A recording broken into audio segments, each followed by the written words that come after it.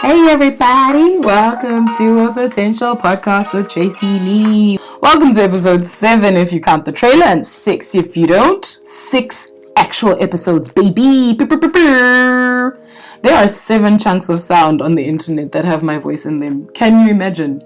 Well, you can, because you're here and you're listening. Thank you again for that, by the way. I'm grateful. And this is not like a moment. I'm grateful. Anyways, in this week's episode, we're going to be covering a little bit of one of the biggest sections of the podcasting world, the crime pods.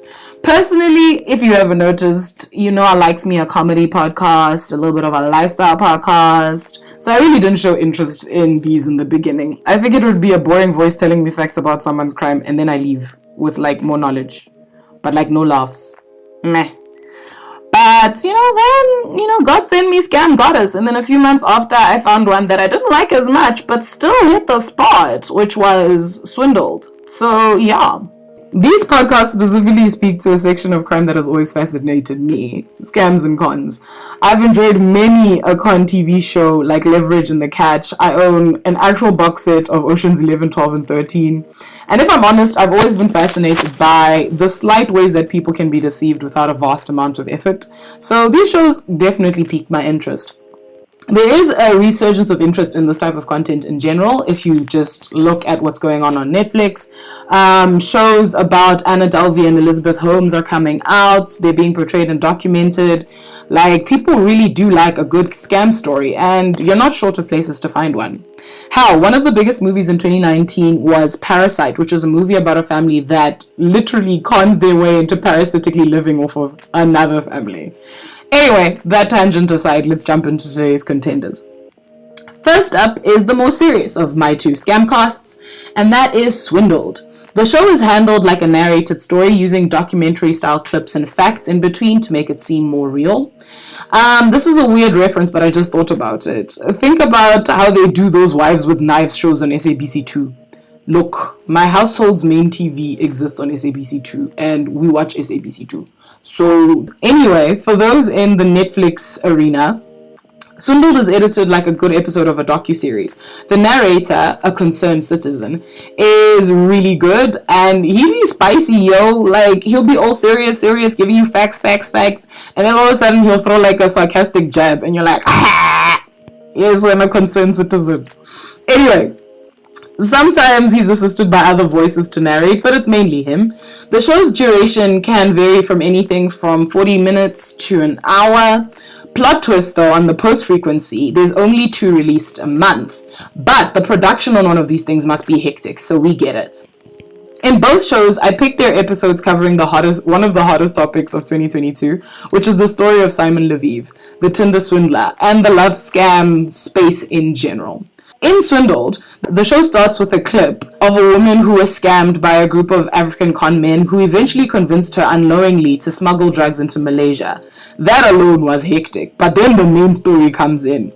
So the concerned citizen tells you the story of Simon interlaced with actual sound clips from the swindler himself.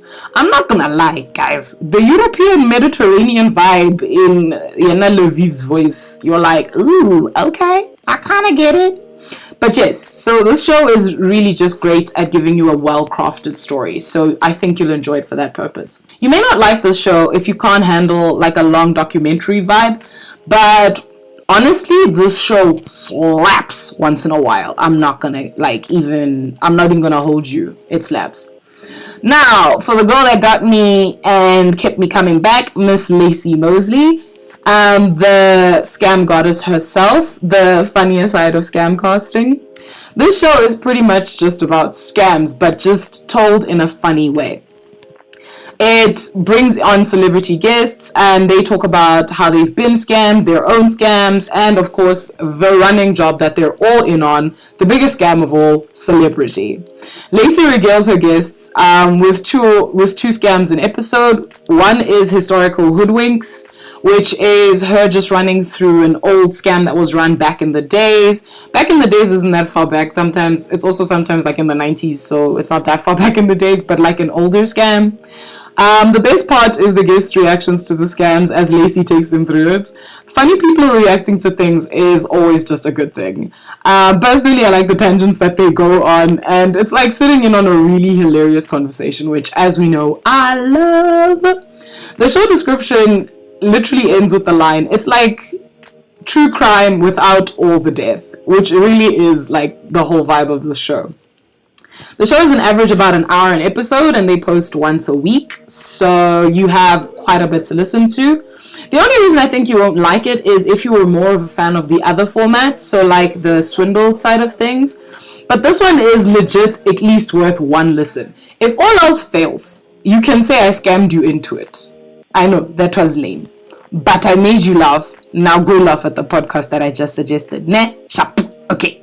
Homies, I really like chatting to y'all about podcasts, and I enjoy the various bits of ear candy I get to consume, but I'm always open to suggestions and comments about the pods you love. Please share. Tell me what I should listen to in case I've missed it. There's so much out there and I want to hear it. The world of podcasting is big and getting bigger every day, case in point, and I want to listen to as much of it as I can so I can provide you more content on this lovely pod that we're creating here. So that being said, my humans, this marks the end of this episode. Thank you once again for listening to A Potential Podcast with Tracy Lee. I pray that this podcast and I live up to our potential. Okay, love you, bye!